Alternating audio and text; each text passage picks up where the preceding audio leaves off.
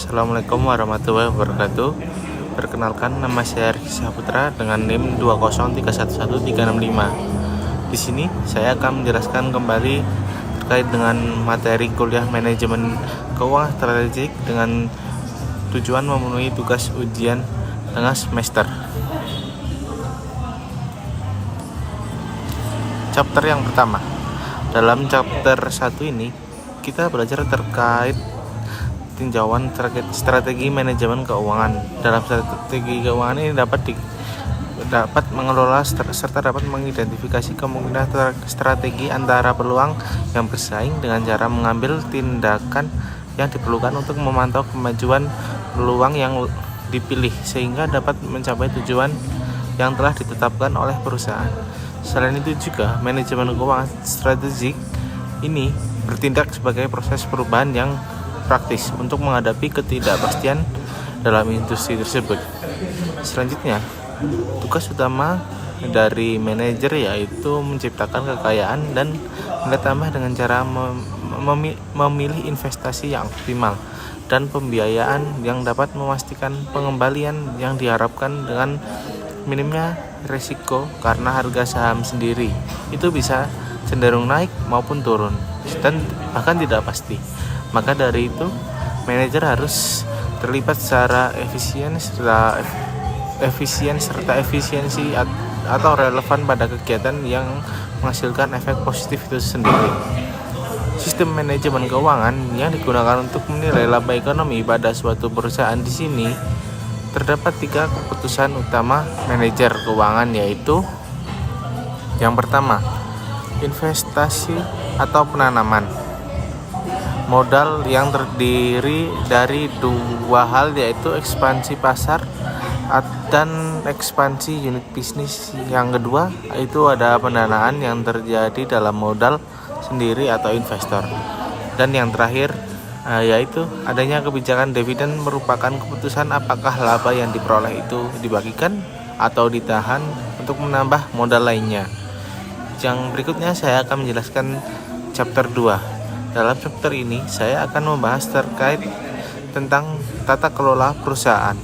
Tata kelola perusahaan ini adalah suatu hubungan distribusi hak dan tanggung jawab di antara orang yang berbeda dalam suatu koperasi seperti manajer, pemegang saham, dan pemangku kepentingan atau stakeholder. Tata kelola ini dapat menjelaskan tentang aturan atau prosedur untuk memperkuat keputusan tentang urusan yang ada dalam perusahaan, sehingga dapat menjadikan struktur tujuan perusahaan yang ditentukan dan sarana untuk mencapai tujuan tersebut, serta untuk memantau suatu kinerja para karyawan inti dari perusahaan itu sendiri.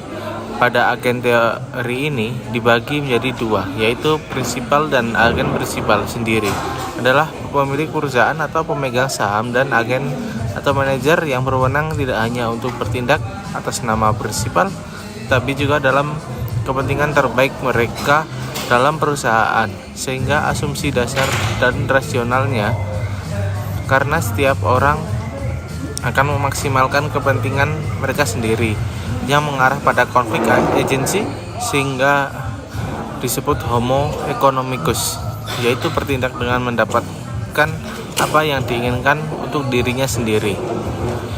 Yang selanjutnya saya akan menjelaskan tentang chapter 3. Dalam chapter ini saya akan membahas tentang analisis kelayakan usaha.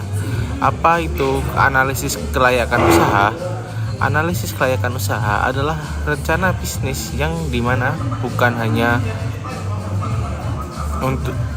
menganalisis layak atau tidak, tapi juga mengontrol kegiatan operasional dengan rutin dalam rangka mencapai tujuan dan keuntungan yang maksimal, dan menjadikan resiko itu menjadi salah satu ketidakpastian yang ada.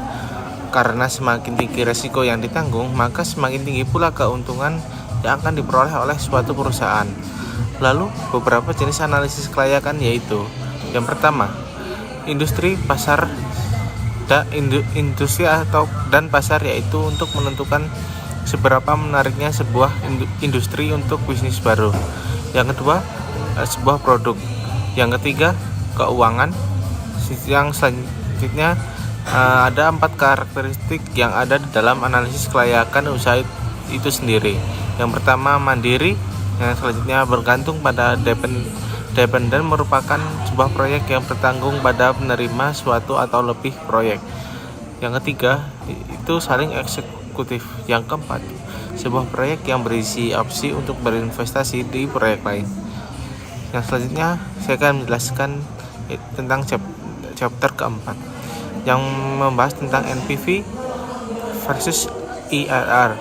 NPV adalah risiko perbedaan antara nilai dari arus kas masuk dan arus kas keluar selama periode tertentu, sedangkan IRR itu untuk mengukur suatu aset apakah mengalami peningkatan atau tidak. Dalam hal ini akan dianggap layak atau tidak layaknya. Jika nilai yang dihasilkan lebih besar dari tingkatan yang diharapkan, maka investasi bisa dikatakan tidak layak. Begitu pula sebaliknya, bisa dikatakan layak jika nilai IRR yang dihasilkan lebih kecil dan tingkat bunga yang diterapkan. Ada beberapa kriteria dalam berinvestasi, yaitu yang pertama, PBB atau payback period, yaitu suatu investasi dengan dasar lamanya investasi tersebut dapat tertutup dengan aliran kas masuk yang ada pada suatu perusahaan dan biasanya lebih dari 6 tahun. Yang kedua, NPV atau Net Present Value adalah rasio perbedaan antara nilai sekarang dari arus kas masuk dan arus kas keluar sampai periode yang ditentukan, dan ini harus bersifat positif, tidak boleh sampai negatif. Yang ketiga yaitu Internal Rate of Return atau IRR. Ini mengukur suatu aset apakah mengalami peningkatan atau tidak. IRR ini bersifat lebih besar daripada NPV. Dan selanjutnya saya akan menjelaskan chapter kelima. Chapter ini menjelaskan tentang pelanggaran modal di bawah kondisi ketidakpastian. Penganggaran modal itu sangat penting karena melibatkan investasi sumber daya yang besar dan memiliki implikasi jangka panjang bagi perusahaan. Ada beberapa jenis eksternalitas penganggaran modal seperti yang pertama yang terjadi dalam perusahaan, yaitu kanibalisme. Hal ini terjadi ketika produk baru bersaing dengan produk lama. Dalam perusahaan, proyek baru akan melengkapi yang lama, di mana arus kas yang lama akan meningkat ketika baru diperkenalkan. Yang selanjutnya, lingkungan, yaitu dapat dampak dari proyek terhadap lingkungan sekitar. Yang selanjutnya, mutually eksklusif adalah kegiatan saling lepas sehingga dua insiden yang tidak saling mempengaruhi satu sama lain. Dan selanjutnya, proyeksi arus kas. Ada 3 poin, yaitu tambahan arus kas, yang kedua biaya hangus, yang ketiga peluang biaya. Yang selanjutnya saya akan menjelaskan chapter ke-6 dan 7. Dalam chapter ini saya akan membahas tentang merger dan akuisisi. Merger yaitu dua perusahaan yang digabungkan pada dasar yang sama atau dikombinasikan dari salah satu perusahaan dan biasanya muncul sebagai manajemen yang dominan, sedangkan akuisisi adalah suatu perusahaan yang membeli perusahaan lain, bisa berupa saham dan sebagainya. Ada beberapa karakteristik akuisisi, yaitu yang pertama, bentuk, maksudnya adalah transaksi yang terdiri dari pembelian saham dan aset. Yang kedua, metode pembayaran yang terdiri dari uang tunai dan kombinasi uang tunai dan surat berharga. Yang ketiga, sikap pengelolaan yang terdiri dari agresif dan ramah. Ada beberapa alasan untuk meningkatkan akuisisi, yaitu yang pertama, meningkatkan pangsa pasar. Yang kedua, resiko lebih rendah dalam mengembangkan produk. Yang ketiga, meningkatkan diversifikasi. Yang keempat, mengembangkan kemampuan baru. Ada beberapa alasan untuk merger, yaitu yang pertama, motif yang strategis serta terdiri dari perpanjangan konsolidasi dan kemampuan.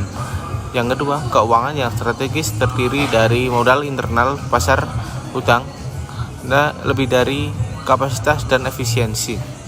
Yang selanjutnya, manajerialnya yang strategis dan untuk mencapai suatu hal yang sinergi dari perusahaan atau gabungan adalah tujuan akhir, yang dimana sebuah strategi dua atau lebih perusahaan yang berbagi sumber daya dan kegiatan untuk mengejar strategi tersebut untuk mencapai suatu tujuan yang sama. Sekian yang bisa saya sampaikan dari resume saya. Sekian, wassalamualaikum warahmatullahi wabarakatuh.